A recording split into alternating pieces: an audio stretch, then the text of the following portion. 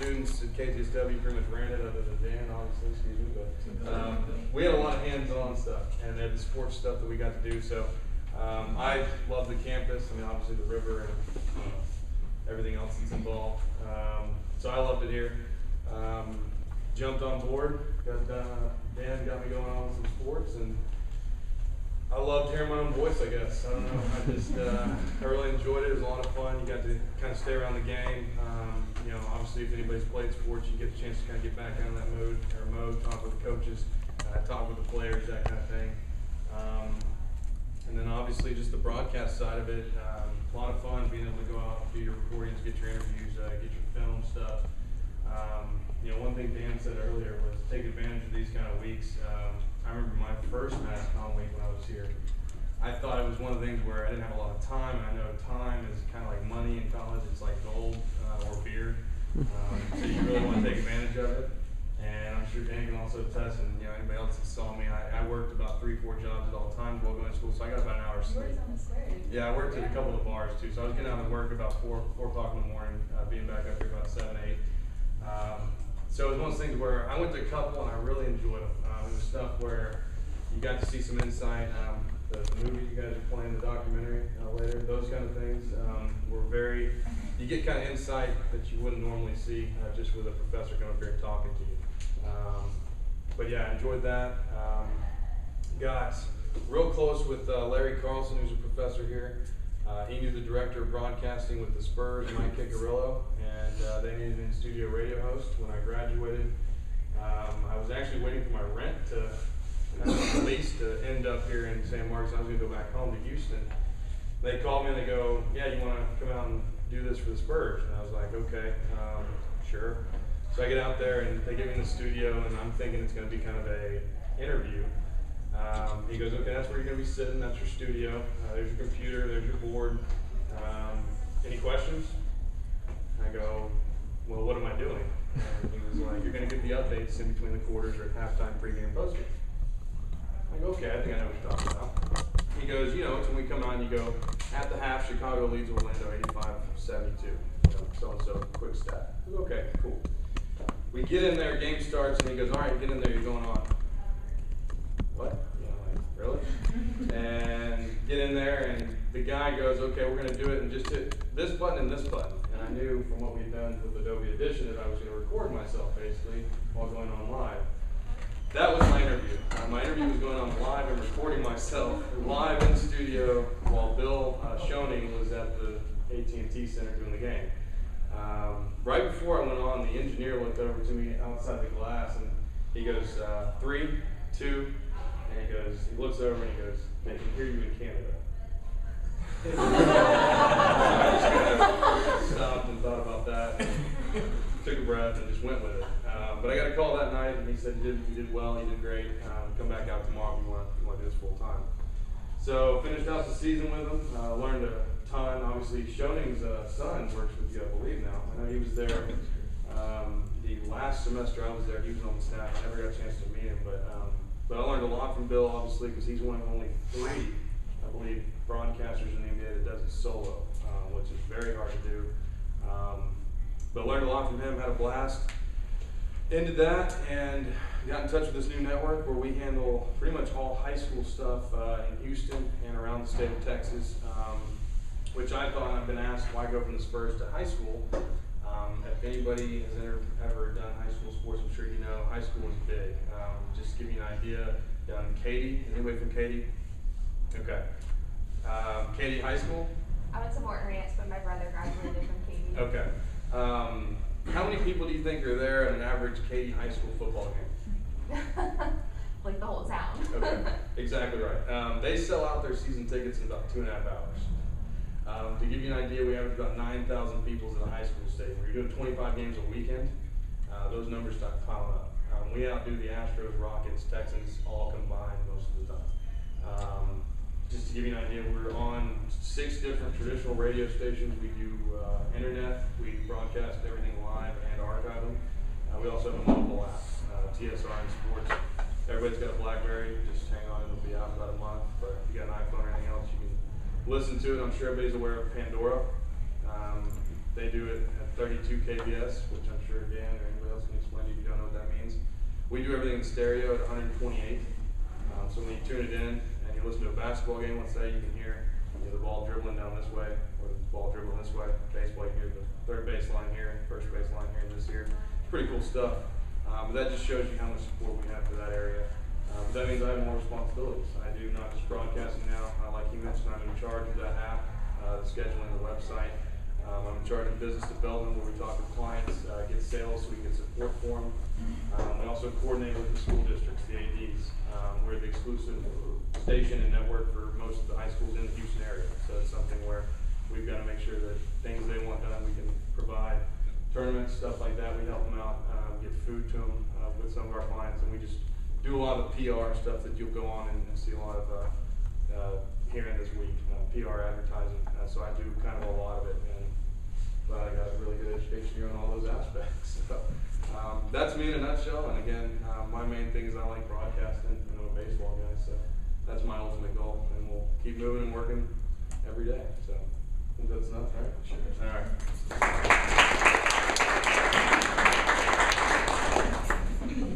Hey guys, I'm Mandy.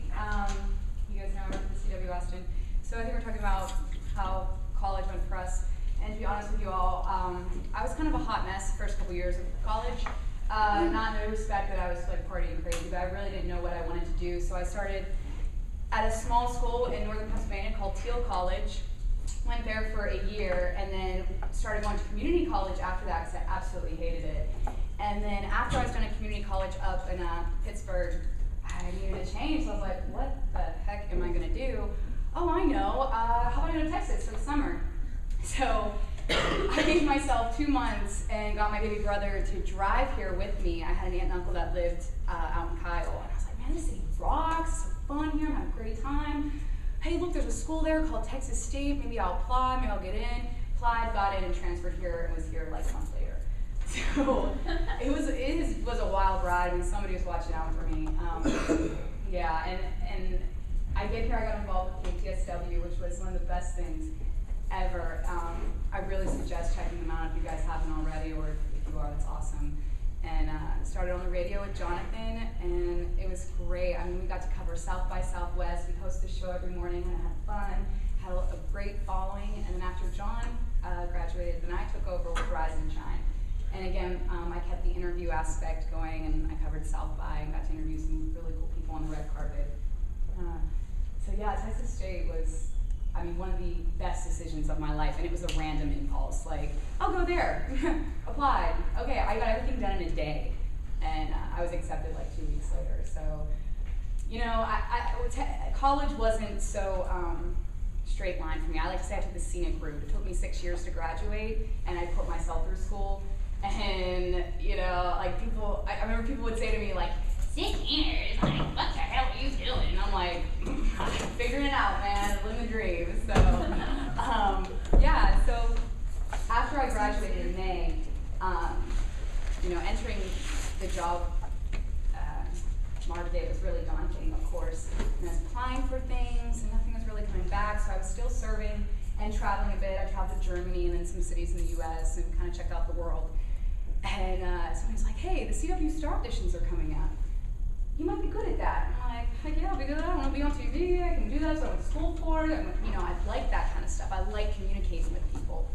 Went to the auditions and auditioned in front of a panel at Cedar Park Center, you know, and was named one of the top 5 finalists. The process from there was a competition. We had to complete different obstacles. We had to do a man on the street on the drag at like 10 in the morning. These kids wanted none of it. They're like, get that camera out of my face. I'm trying to go to class. And we're like, please, I'm trying to win a job. Just talk to me for a second, you know. And then we got makeovers, and we had to interview a hockey player from the Texas Stars, which was so, for me, you know, I'm not a sports person, I'm not gonna lie to you. And I don't know a lot about hockey, and I'm like, what am I gonna say to this hockey player? So I remember thinking, I'm just going to keep it really personal, because this is CW's entertainment demographic wants to hear about personal things with this cute little hockey player. So I remember asking him like who his dream date was. I'm like, if you're gonna date with anybody, who would it be? You know? And so after that, anyway, finally we had to work in front of the green screen, which was awesome because in TV news with Dr. England, Dr. Meekham, we worked on green screens. You know, we had to read teleprompters and everything, and that came. I was just like, thank you, because I've done this already. I've done this tons of times already. You know I had this experience, and that was our final thing. And I really believe that helped me seal this job because I had that experience that I got here at this university, because I could bring it right in there. And even I remember them saying to me, like, wow, you did that really well. And I'm like, thanks, thank you, you know. So, and then they announced me as the winner, and it was, it has been a truly unbelievable year.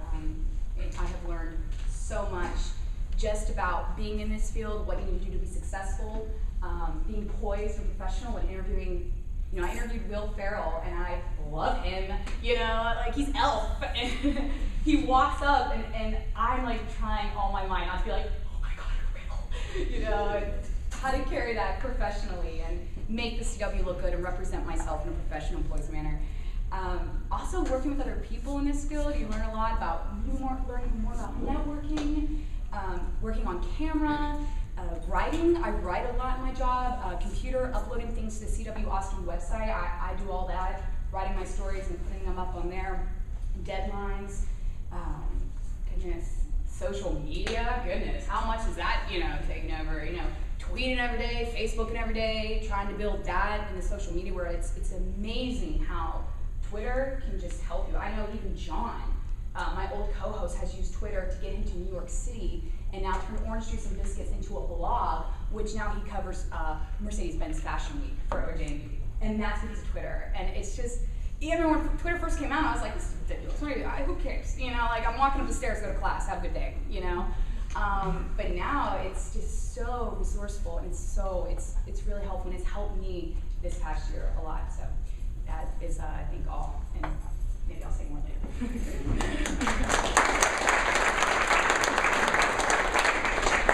Hi, my name is Jaime Kilpatrick, like Kim very well introduced me. I'm kind of filling a little of the blanks. I got my BA down the hill at Flowers in 2007. I got my MA in journalism.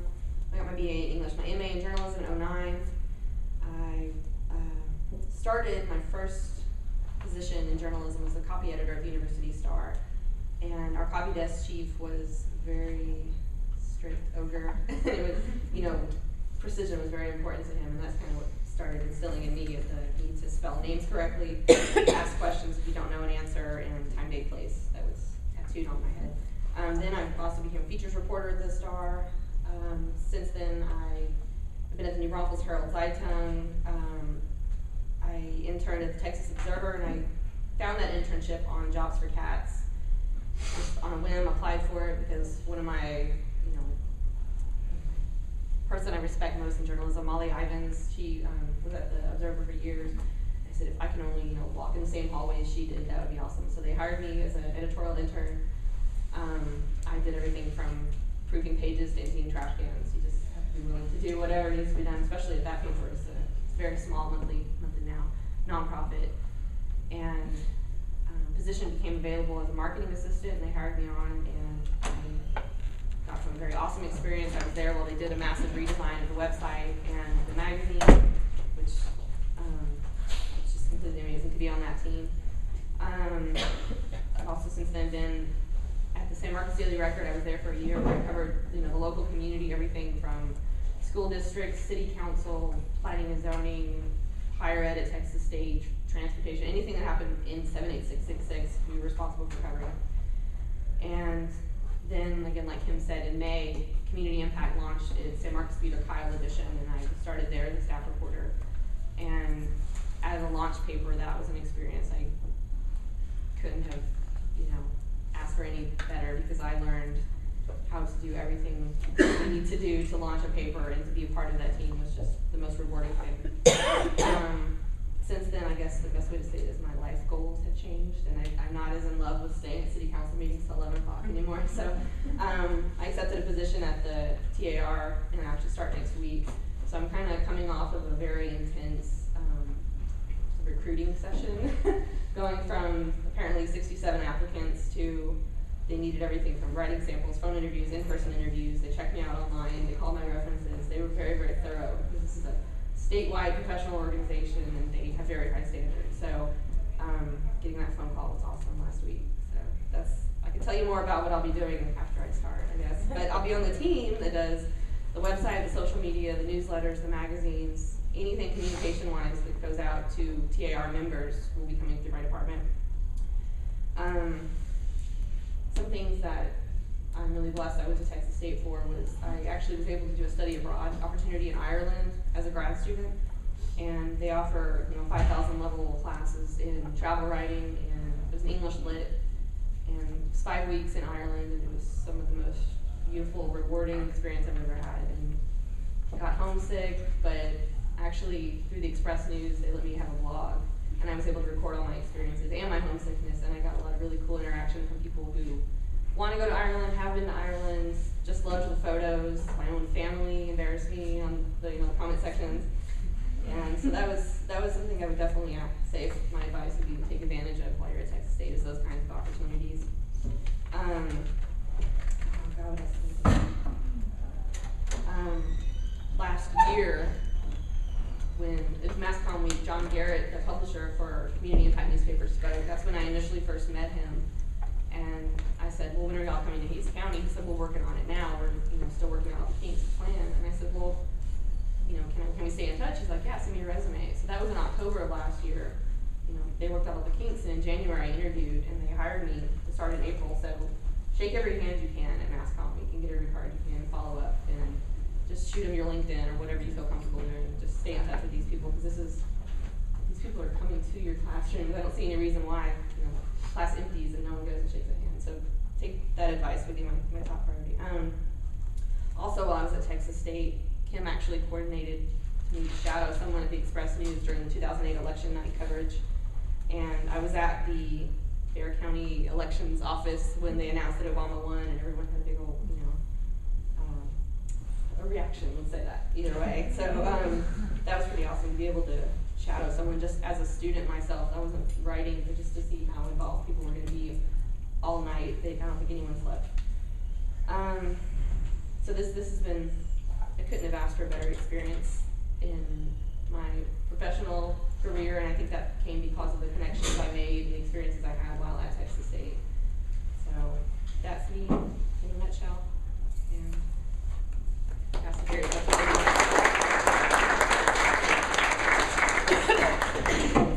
Hello, I'm Jennifer, and Kim mentioned I worked at the Express News. I'm an 03 graduate from Texas State, and I came here. I started kind of as you did. I started at junior college. I was actually working full-time at NASA at the time in Houston, and going to school at night, and always knew I wanted to be a journalist. Since I was like 8 years old, I knew I wanted to do this. And I guess there's where I really discovered, I was editing a lot of correspondence, and I discovered I was a pretty good editor. So I started taking journalism classes at junior college, and if any of you have ever been to a junior college or came through that route and worked on those newspapers, you know that they're pretty bare bones staff. And so I just kind of wandered in, and they're like, hey, you want to be the features editor? Here's a Mac that you've never used before. And let's design some pages.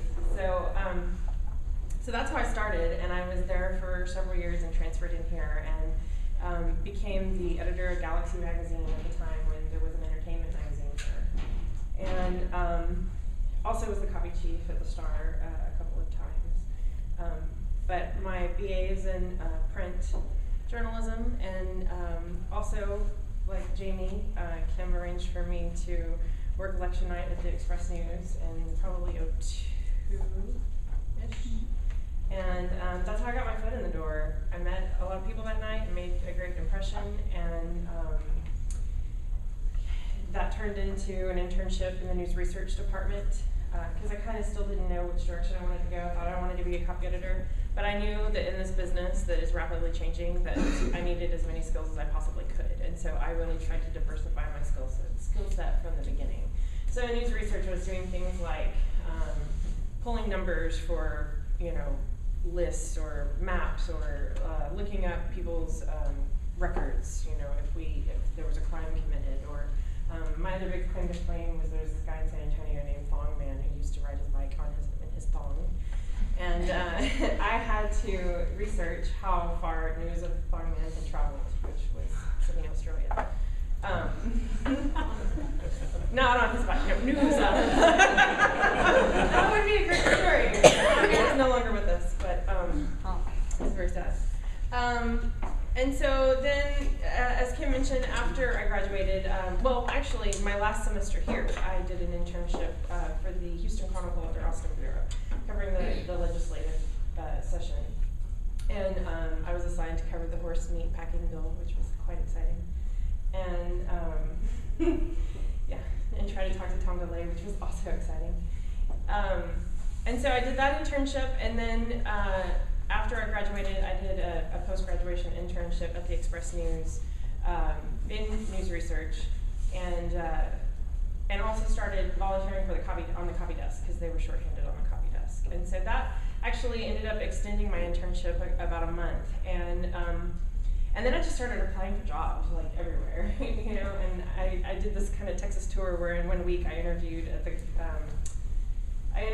in Abilene, which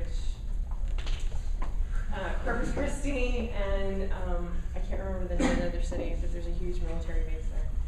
Anyway, so I ended up in Corpus on the copy desk as an editor and designer for sports, and didn't really, I mean, I've kind of been a sports fan, but I surely didn't know anything about hockey either, or golf, or you know, all of these people that you need to know their names and what they're doing. So I was actually editing and designing pages and taking box scores over the phone, because there's also a small staff. And that's something I continue to do. I can still continue to volunteer for Red and Half Long. Been doing that for 8 years now. And I was there for 9 months. I had every intention of staying in Corpus for 2 years, but a friend of mine who I had gone to college with here was at the Dallas Morning News, and they had started this publication called Quick, which was, at the time, it was a Monday through Friday publication. It was a tabloid, and it was free. And it was geared toward you, the 18 to 35-year-old demographic. And so we were taking full-length Dallas Morning News stories and editing them down to like 4 to 6 inch nuggets. And chunky text is what we called it. And so I was one of two people doing the sports pages for that publication, which was really cool because Dallas has all 5 major sports. 5, 6, 5. Well, and NASCAR.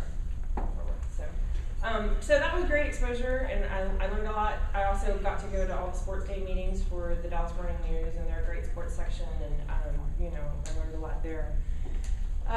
But I always kept in touch with everybody in San Antonio because I really felt like that was home, and that's where I really wanted to be. And it worked out that they were planning to launch a publication called 210 SA, which was very similar to Quick in that it was a free tabloid geared toward the 18 to 35-year-old demographic, but it was weekly and it was mostly entertainment based. So they recruited me to come to San Antonio and to launch that publication, which was great because when I was at Quick, it had already been established for about 6 months when I got there. So it was important for me to go to 210 and be able to have, you know, make my mark and have my fingerprints all over that publication. And technically I was the copy editor, but really I was more like the managing editor of that publication. I was the editor when the editor was gone. I was in charge of assigning and dealing with all the freelancers, assigning their stories, getting their stories in, keeping everything, you know, all through production on deadline. You know, if you guys have worked at the newspaper or radio station, you know about that. And so we did 210 SA for about 3 years, and at the time I did a lot of multimedia. We were, you know, that was in the very beginning of social media, and we were doing a lot of blogging and video, and I started this video called Cooking with Jen, because I love to cook. And we would, the multimedia editor, and there were 5 of us that put together this publication, that was it. And so the multimedia editor and I would basically, you know, decide what I was going to make, and we'd take lights and this little bitty video camera into my tiny kitchen, and you know, we'd make stuff, and it ran about like every other week, I guess. And it was really just an excuse for us to try to get Lone Star in each of the videos, but we had a great time with it, and because of that, I had the opportunity to apply for an editing program through the Maynard Institute for Journalism Education. I got the fellowship, and they allowed me to go for 6 weeks to Reno, Nevada, with 9 people, and it basically just full immersion into multimedia, video, and audio. And that was an amazing experience. And the only reason they weren't going to let me go, but the only reason that they did was I was, one, persistent, which I think everybody's kind of alluded to. You really have to be persistent. You really have to put yourself out there, and you really have to sell yourself. And that's basically what I did to the managing editor. I wouldn't take no for an answer, and found somebody to cover my job for the 6 weeks that I would be gone. Offered to do brown bag sessions when I came back to share everything that I had learned, and so they let me go. And that probably would not happen now. What else? Oh, and how I ended up on food. So at the time, the Houston paper and the San Antonio papers are sister papers. They're both from my first. They had taken our food section and consolidated it with the Houston Chronicle, and it was a dismal failure. I'm sure someone in New York thought they're both cities in Texas. How different could they be? But we live in Texas, so we know that they're quite different cities, especially when it comes to food. So that lasted for about a year, and when they consolidated it, they let off the entire food staff except for the food editor. And so I had written this wine story for 210 SA because Maynard James Keenan, if they're in the 12 acts in the room, There's at least one. also has a winery, and so it was kind of a big deal that he was coming to San Antonio and for all these to autograph bottles. And so I wrote this story for 210, and I offered it to the food editor because I knew she needed copy. And she took it, and about 2 days later came over and was like, "Do you like wine?" I like wine. And I said, "I don't know very much about it, but I'm willing to learn." She's like, "Well, would you be interested in writing the wine column on occasion when you have time?" Which I didn't have time, but I was like, "Sure."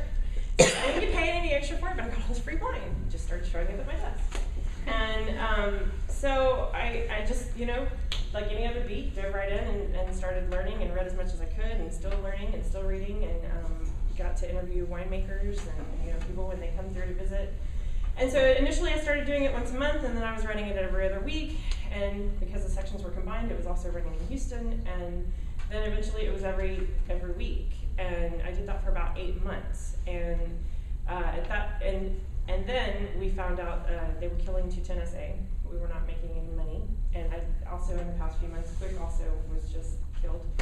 So anyway, they didn't know what they were going to do with us, but they knew that they were going to keep us on staff, and they didn't know what to do with everybody else except for me. They said, "You're going over to food," because we also just so happened that we won to get the food section back to San Antonio. So we relaunched the food section. We moved it from Wednesday to Sunday publication, and it's an 8-page, full color, completely 100% local food section. So I have a copy of it up here if you guys want to look at it.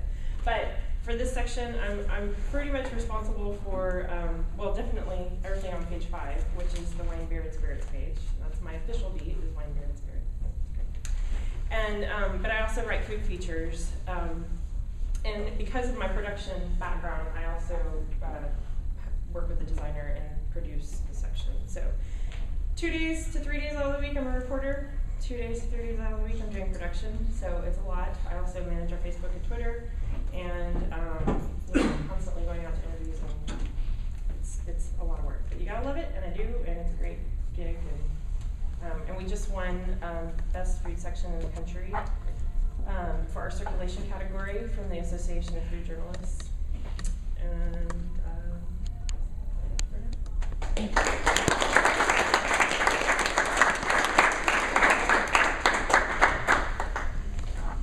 I want to do questions now, because I know we have a lot of students here, obviously, and I know you have questions. So let's turn things over to you, unless you kind of dictate where we go conversation-wise and everything, because time is fleeting, and I want to make sure we get in all the questions that we have. So please, don't just all jump at once.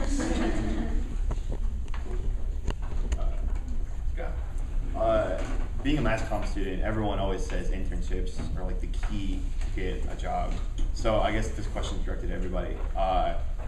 What like advice would you say to give to a student that's looking for an internship or anything like that? Minimum 2 internships, I would say, minimum. Just because you get a diversity of skills in different newsrooms or radio stations, TV stations, all work differently. So I think you learn a lot that way. And then as far as, I don't know, maybe finding internships, is that what you're talking about? Yeah, I mean just like kind of finding them, and you said like minimum 2, so just that kind of information. Yeah, and start early, you know, definitely start early. But if you guys would go to the asne.org website, there's a careers tab, and there's a whole list on there of internships and fellowships. What was that website? asne.org. I believe Jobs for Cats you can check out there as well. I used to get some good stuff there, but I'm not the one to ask. I never had an internship. But yeah, I would definitely suggest it because unfortunately for me, I had to have a paying job. That's why I had multiple while I was here at school, kind of like Mandy. I put myself through school, so I couldn't necessarily do an internship, but I would definitely recommend it because I looked into multiple options for them, and they're definitely stuff that you can't get the hands-on stuff you can get in them outside. But. And I don't think it, I did my final semester, I did 2 internships, and I was hosting my show 3 days a week, and taking class, and working on the weekends. And those internships, it's so interesting. I work with some of those people that I interned for, It's amazing how, at the time, I remember thinking, oh my gosh, what am I doing here?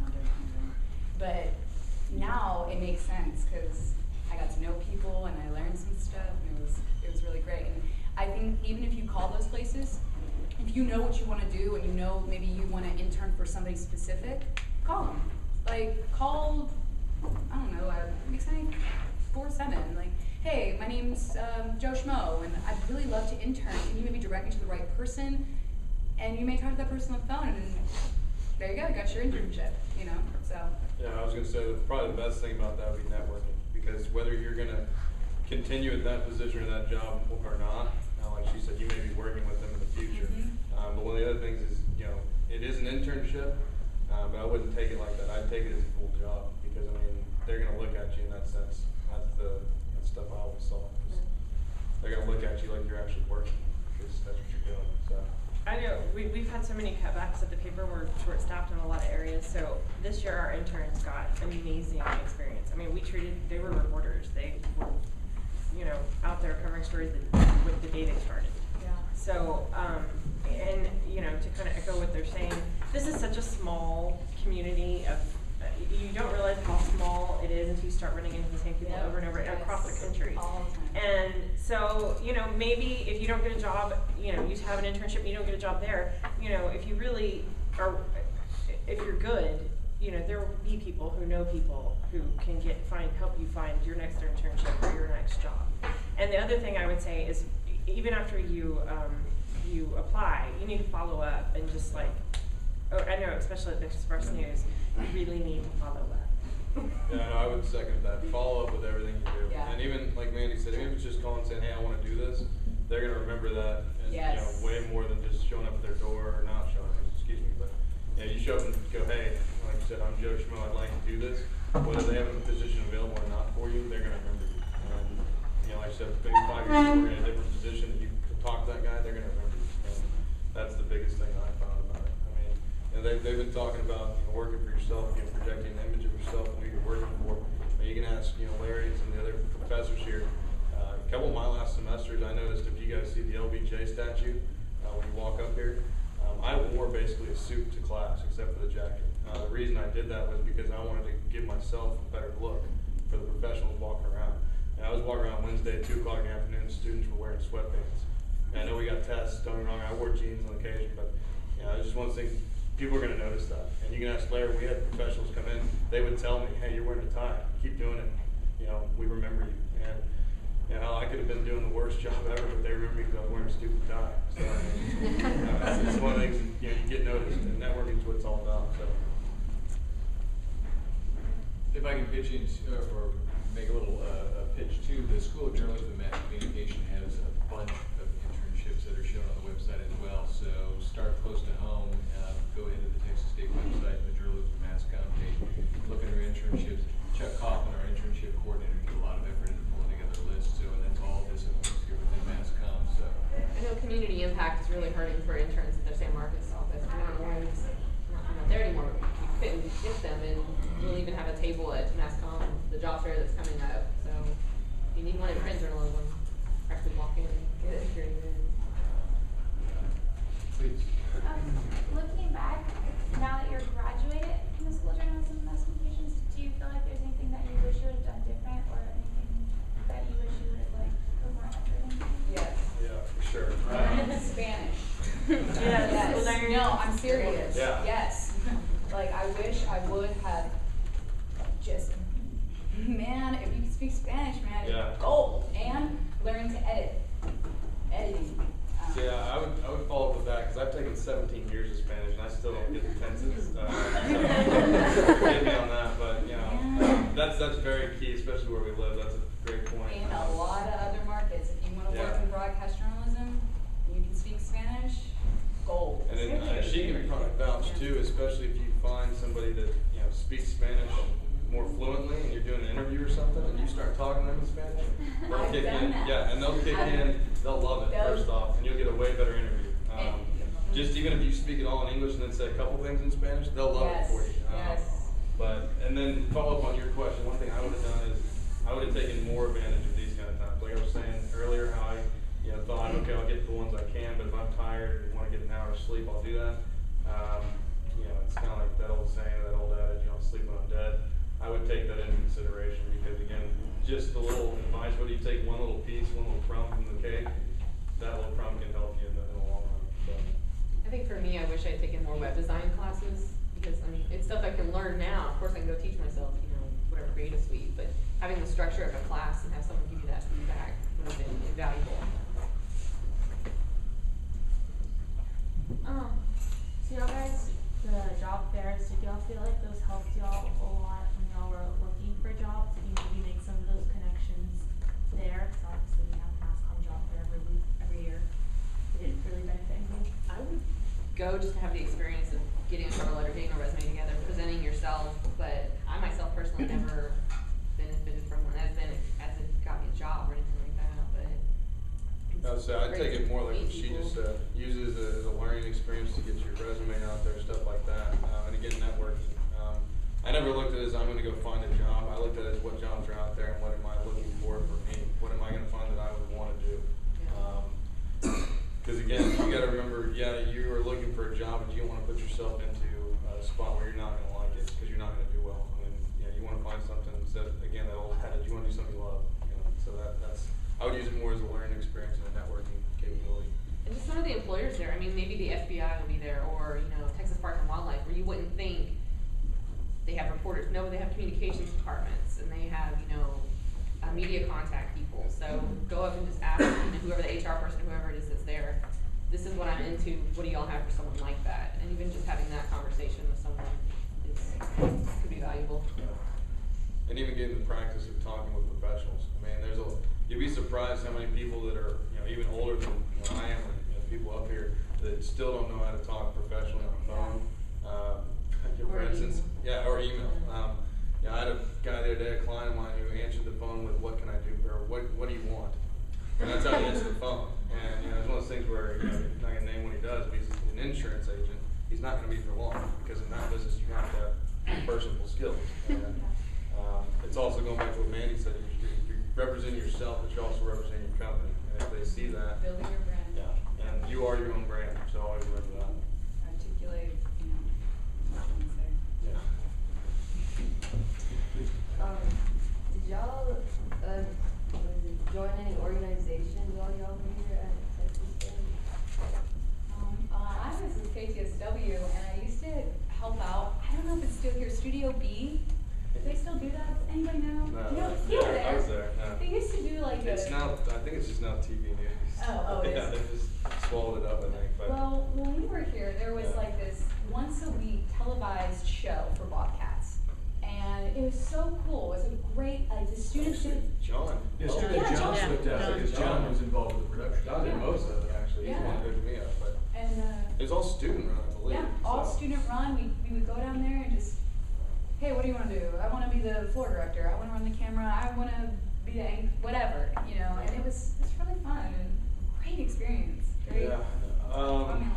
I was only KTSW as well. Again, I had a lot of stuff going on, and I was kind of a what they call a non-traditional student, so I didn't do the fraternity or the social clubs or anything like that. But Yeah. you know, again, I also worked at the bars, so I knew all of them anyway. So, but I would recommend it again just because networking, meeting people. I mean, you know, you never know who you're going to meet that maybe you turn into a half-hour conversation that can lead to 5 years down the road being a business partner or something like that. So, again, just think about that and how you network with people. I used to be pretty shy in the sense of I would not want to talk to people if I didn't know you. But now it's like, yeah, come up and talk to me because I don't know who you are and I'd love to. So, you know, that's how you got to be more open-minded, I guess. But, I was a member of SPJ when I was here, which was a great, we won an award, we won the national award that year. I think you guys still have a chapter here. Mhm. Yes? Yes, indeed. And. what was the broadcaster's one? There was CBI, there was NBS. Yeah, those two I would recommend for your broadcast. And I didn't do it because, again, I didn't have the time to allow, but I know we did put something for CBI for one of our broadcasts with me and Weston. But other than that, I would recommend those. I know the NBS is big. National Broadcasting Society, that's Tim England and Ray Camp. I think Ray might be the main guy there now too. And I would definitely recommend talking to any of your professors like that. I mean, again, you know, Larry got me the job with the Spurs, but again, you know, I learned. I just talked with Professor DeCamp and England. Learned something else every day. I learned something about DeCamp today. And so yeah, I recommend sitting down talking with them. If you're interested, I mean, you know, hit it full speed and go after it. You know, don't hesitate. You know, you're not gonna get anything done if you do that in life anyway. So just, you know, excuse my expression, but hit balls to the wall and go after it. So.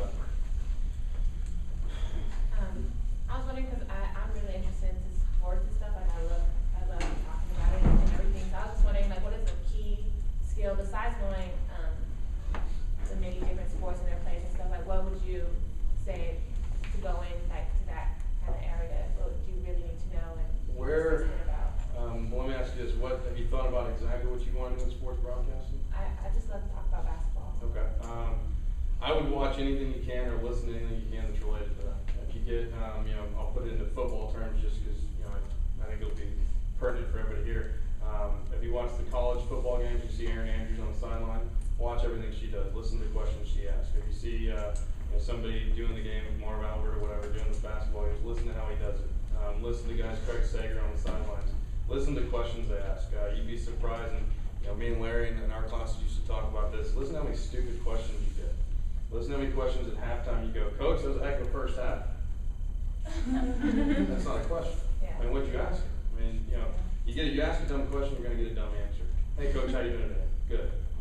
Do you want that on your soundbite? No. You want to think of a question and then work on it. Go home and you know, one thing I do in the car, and you know, I get a lot for it, but I'll sit there in the car and turn on a game, and I'll be the broadcaster.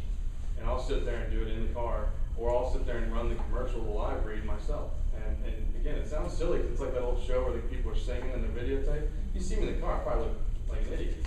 But I'm practicing my trade. So I would suggest that. Think about the questions you like to hear, the answers that got good, or the questions that got good answers.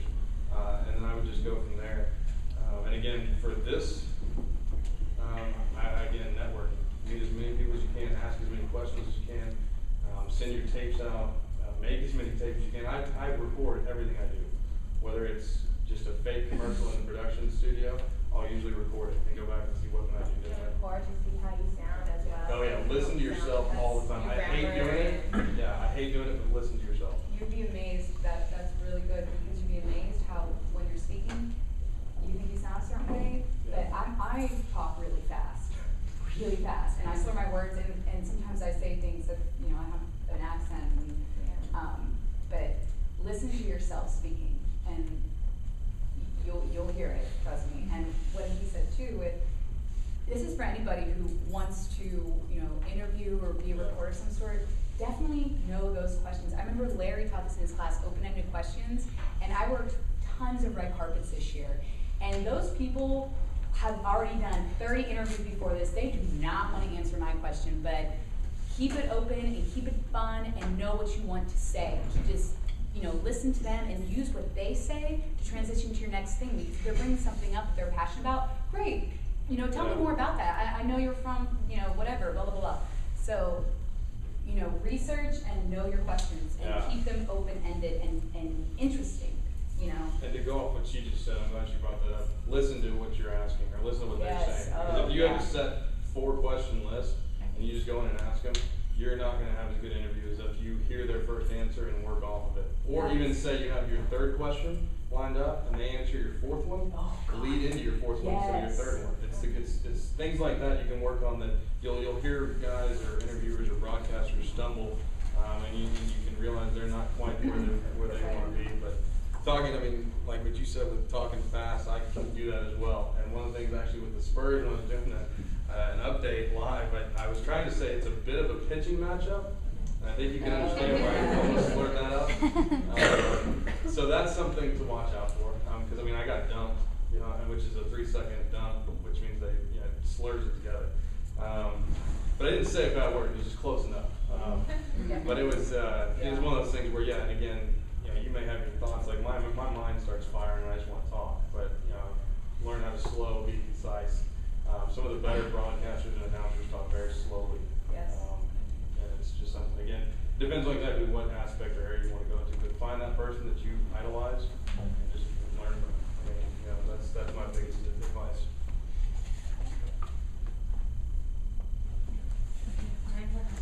So thinking back, kind of like when y'all were out looking for jobs and anything, now that you're on the side of people that have jobs, is there anything you kind of wish that you would have known, or like little tips that you might have, like from the perspective of somebody that potentially can hire others, I guess?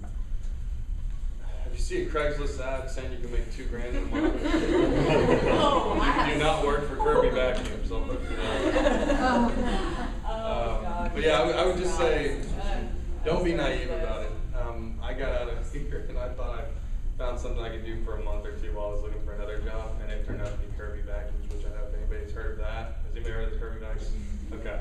So it's the worst thing you get. You get door-to-door knocking for vacuum sales. You can make a lot of money, but it's just, we had a shotgun pulled on me.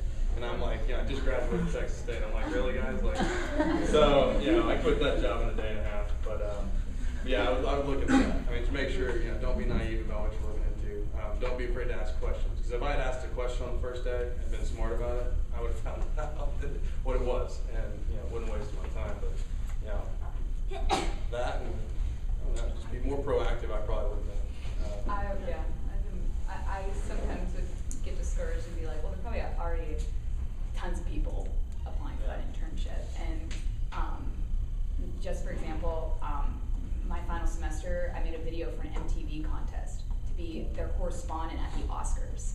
And I was like, there's probably thousands and thousands of people.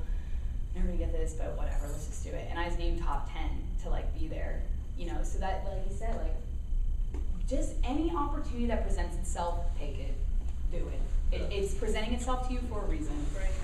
And you're gonna learn something from it afterward. Whether you're like, well, that was a waste of my time. Now I know not to answer those. But still, you go through. It's still good to go through that process because it's a great experience to, like you said, put together your resume, go through the interviewing process. That's only going to help you the next time you interview. And also, I would say research the company that so you can ask intelligent questions during the interview process. Exactly. And see, actually, that Kirby thing that I went through, like she said, I actually took it as a learning experience because it was basically a 2-day sales lesson or sales seminar. Because now when I get into a sales pitch or I get into a meeting with a client, I know how to attack them. When they ask me a question, I know how to come back at them, and I know how to act when they say something. I know how to read people, which is a huge thing. So I really didn't waste a day and a half, but at the same time, I didn't get paid for it, which time is money. Sorry, I would sum that up and just say cast a very wide net because I never expected to have, the new Broncos paper on my resume. But, that kind of, it's completely cheesy, I'm sorry for it, but I saw Transformers 3 the other day, and there's a line in the movie where the guy's going to a job interview, and he thinks he's overqualified for it, so he's gonna leave. And the hiring manager says, no, I know you don't want this job, but you want the job after this job. And I was like, that's so true, because I may not go back to whatever the first thing on my resume was, but it got me where I am now. I'm out of the entry level. So don't turn anything down, take it as whatever experience it's worth for you. And once you get that opportunity, make the most of it. The opportunities to continue to present themselves to you even when you're employed, and that's what gets you experience in other areas or gets you on to the next position. Right now, social media is really exploding, and I was wondering how social media is part of y'all's life in the professional world, and how you use it in your work. Well, So, we probably all have an answer for this one. It's another bullet point on our list of responsibilities now. Is Yeah. proficiency in social media and how you can use it to represent your organization, to share people to current, prospective members, readers, audiences, whatever. So. Yeah, I'll put it this way. Has anybody heard the ad for Constant Contact yet?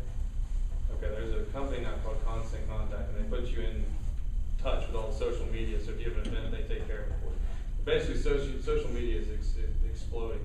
It's the best way to network for any kind of thing, event especially.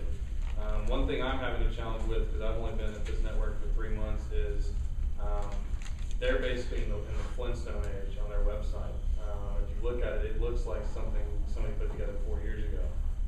Everything else works fine. The links work fine. We stream at a quality that's better than ESPN, stuff like that.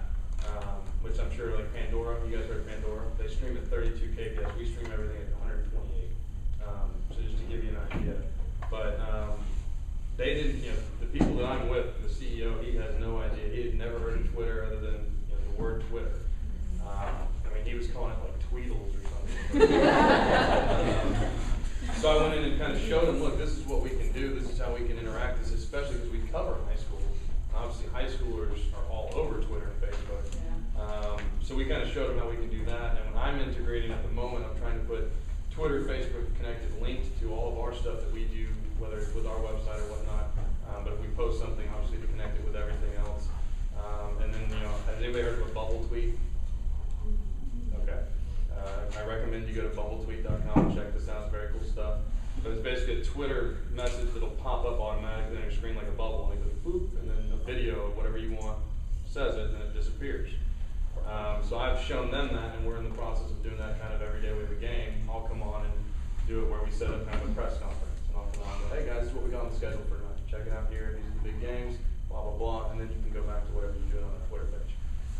So that kind of stuff we're trying to integrate because again, for the high schoolers and the younger generations, that's just, even I think that's cool as hell. Coming out and having a little bubble pop up, it's pretty cool. So it's just different stuff, and the one word that I would throw this out is every business will have to redefine itself at some point, whether it's quarterly, yearly, decade, whatever. So just always realize that you're gonna have to keep learning, you're gonna have to keep progressing, you're gonna have to keep redefining your business and who you are, and that's kind of where we are with the network, especially because we're now launching TV. So it's TV, Twitter, Facebook, everything all rolled into one. It's a huge, daunting challenge to try and get it all coordinated. So, but yeah, it's a big deal. I would learn about it. Yeah. And bring it up in your interviews, even if they don't ask you about it. Say, oh, I've checked out your social media. It looks like you haven't updated for 2 weeks or whatever. What can I do to help you with that? Or, ask them, what is your social media policy? And then sometimes I've had people who say, well, I guess we don't really have one, and then that'll promote a conversation between you and help them remember you more. So. And it shows off your skills, your skill set, especially because again, it's a Twitter thing. They didn't even know, when you click on @mentions when someone types you a Twitter back at you, they didn't even know what that was, and they didn't know how to do that. So we were getting stuff right to show them again. And I'm thinking, they would know this. But again, you can't assume it. You've got to, and then they give me a whole other, like I said, bullet point of a responsibility to do everything now. So my first thing when I wake up is to check Twitter, and then my first thing to do before I go to bed is to check Twitter and see who's messaging us or Facebook or whatever it is. When I get out of here, I've got to check to see if anybody's Facebook or Twitter us. And responds. But it's, I want to add to some kind of in a different direction. When you're looking for jobs, you need to also look at your Facebook page, or and scrub it. yeah. Because if you're not deleting everything, restrict access to things that you don't want your employer or future employer to see, because that could make or break whether you're even going to get your foot in the door. And they look. They do. They look. So, and that's actually a good point, because I have to, with Facebook now, actually, you have to have a user profile to administer a page for a business. So my name's actually on our TSRN web Facebook page. So whenever something is posted, it has my name first and then TSRN. So it looks, I have to make sure that anything on me looks good for that. Again, coming back to branding yourself and your company. So, but yeah, that's a great point to bring up too. Yeah, don't be looking like a hot mess on Facebook. No. Don't with Change 40 your in the profile hand. photo. I put all my baby pictures up. Make it private. The old 40s, just a bunch of baby pictures. Well, you can make it private, but I know of somebody who went through an interview process that they asked to have access. I mean, it was private, but they wanted to see their Facebook page, just to see who they're connected to, what they're like. So, even if you do make it private, you may have to show us. And that's actually can work to your advantage too, because if you're networking already and they see that you're friends with somebody else that's a good person or a bad person, vice versa, that can either do you good or harm. And just for instance, I think I was friends with Shoning's son or something when he knew me, or I don't know, but he mentioned that, so. But yeah, I would use that. I know how everyone's asking what can we do, or any tips to get where you are today, but is there anything that you did in college or in your journey to get where you are today that you wish you didn't do? It's like, I'm in a French class right now, and I feel like it's pointless because I'm learning a language I'll probably never use, and I can be taking another You don't know class. that. You And don't it's know.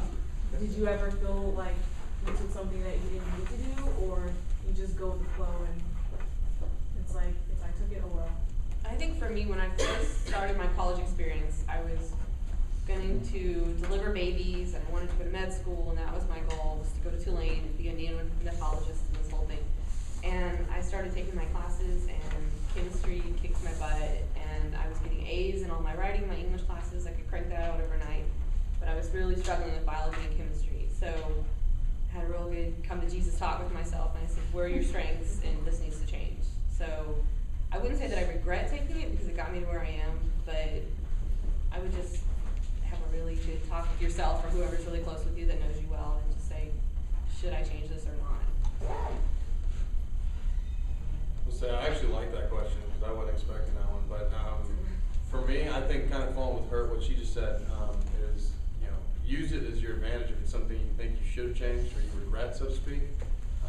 Learn from it. But again, I think you should just put yourself out there and try everything. But also remember, don't predetermine what you think you're going to be.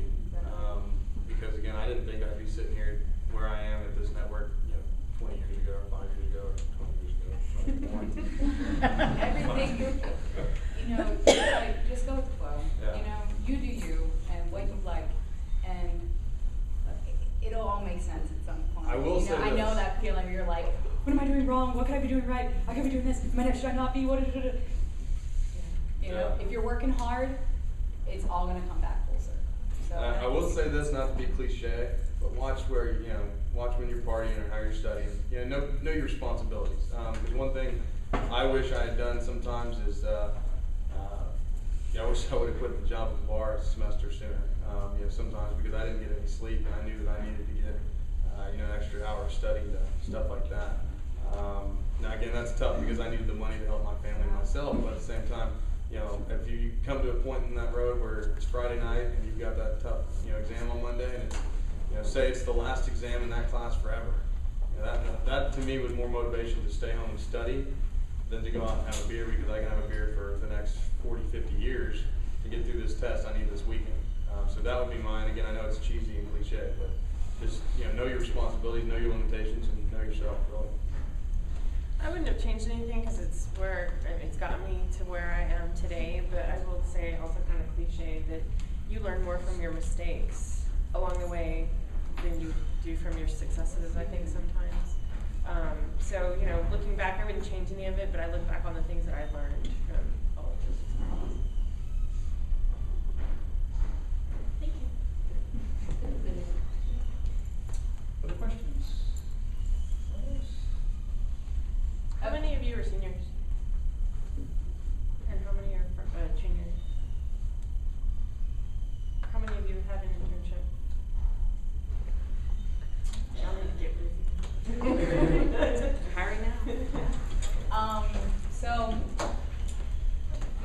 awesome, but unfortunately it is coming to an end in CW, and some of you may already be aware, but we are auditioning for the next CW Austin Star, October 25th at the Paramount from 2 to 6. It's a live audition. If you can't make it, I know you got jobs or whatever.